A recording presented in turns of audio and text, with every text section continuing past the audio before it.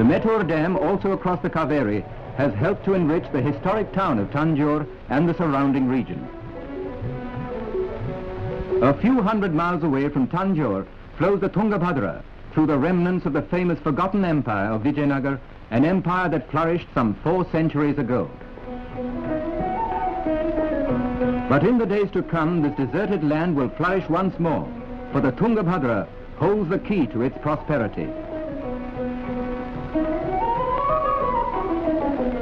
The 1st July 1953, a red-letter day in the achievement of the 400 million rupee Thungabhadra project.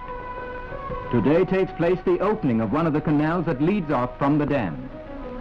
The honor of ushering the waters into the new canal falls to the oldest inhabitant on hand, a humble peasant who, like so many others, stands to gain much from this giant scheme.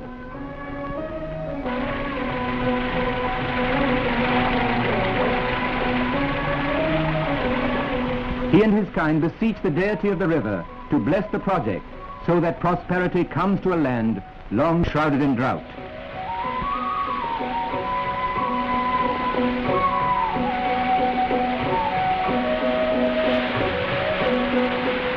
Since the dawn of time, the Tungabhadra has run its course through this arid land of scrub and stone.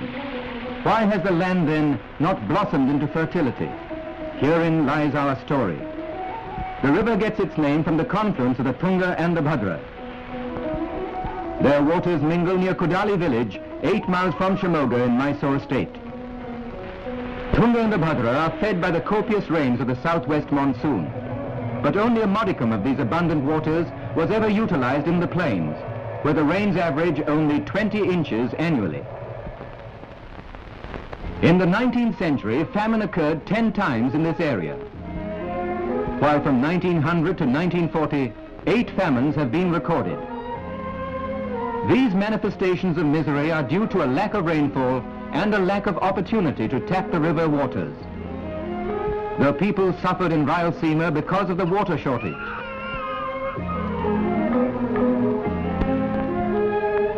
Many migrated when faced with drought and death. For the past 100 years, scheme after scheme has been proposed to save Rayalaseema from the water shortage. Bellary district in Mysore state, Raichur district in Hyderabad state, and Anantapur, Kadapa and Kurnool in Andhra have repeatedly suffered from drought. The present project was evolved in 1944, when a provisional agreement was reached between the governments of Hyderabad and the composite state of Madras. The Thungabhadra Dam is located at Malappuram, 3 miles from the town of Hospet. Here the river cuts through the Sandur hills. The dam has closed the gap. Built of masonry, it is 6,007 feet long, and at the lowest foundations, 160 feet high. Besides the dam, this multi-purpose project consists of 2 canals. The one on the Andhra-Mysore side, 217 miles long, will irrigate about 250,000 acres. The other in Hyderabad, and 127 miles long, will irrigate 570,000 acres. The reservoir formed by the dam has a water spread of 146 square miles.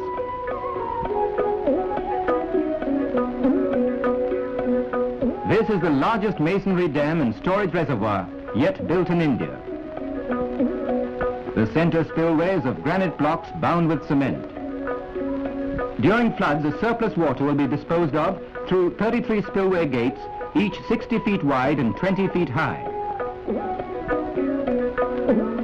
The dam is nearly complete. The spillway gates are now being installed.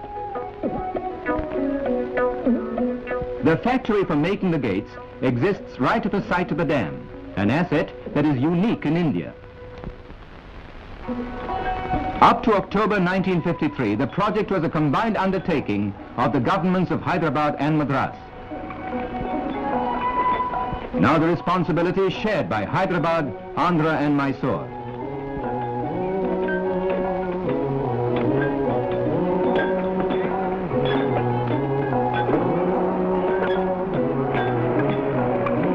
The planners, the engineers, the entire personnel of this project are Indian.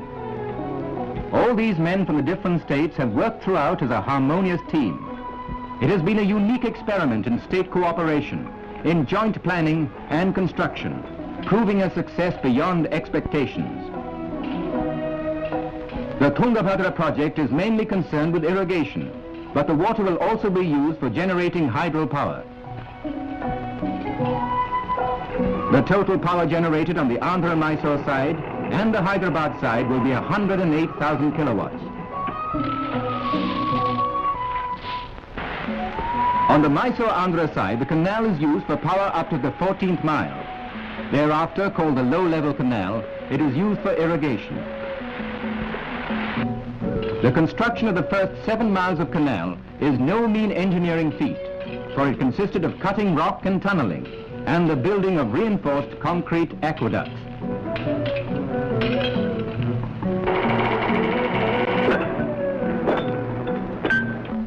A 165 such aqueducts and under tunnels had to be built.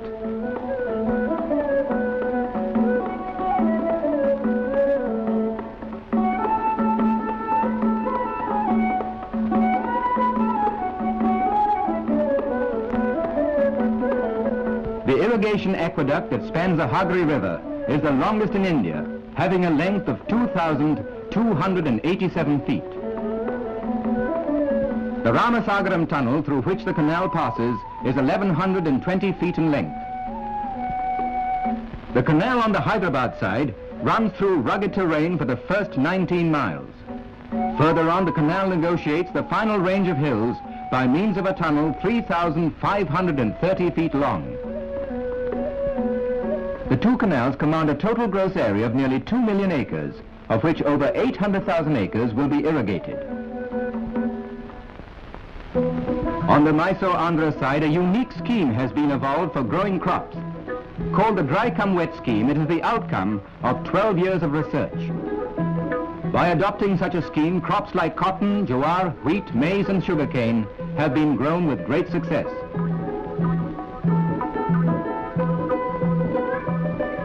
With the release of the canal waters in 1953, a new life has begun for the people of this region. The long barren lands have blossomed for the first time in centuries. And as nature smiled, so did the people.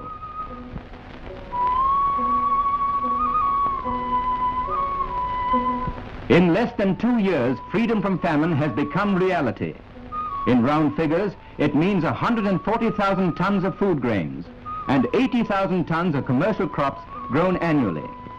And when the high-level canal in Mysore-Andhra is completed, production of food grains and commercial crops will be increased by another 50%.